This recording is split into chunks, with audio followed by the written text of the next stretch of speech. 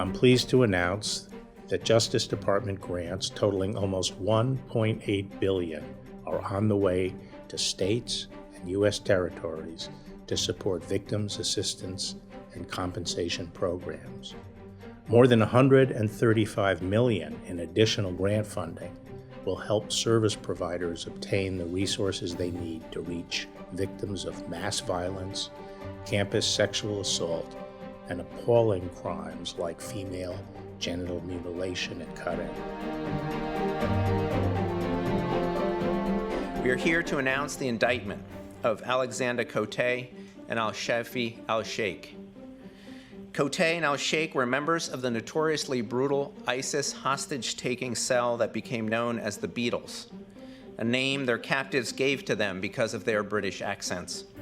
The defendants are charged with terrorism offenses related to hostage-taking and killing of 4 Americans, as well as citizens of Great Britain and Japan.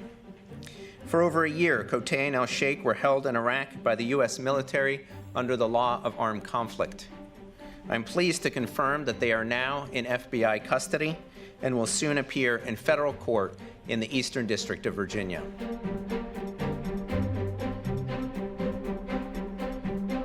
Last night, the FBI and Michigan State Police arrested 6 individuals charged in a federal complaint with conspiring to kidnap the governor of Michigan, Gretchen Whitmer.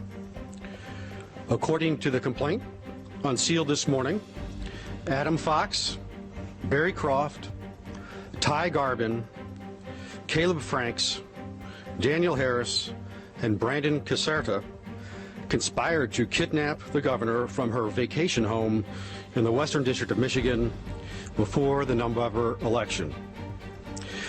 Under federal law, each of these individuals faces a term of any number of years up to life in prison if convicted.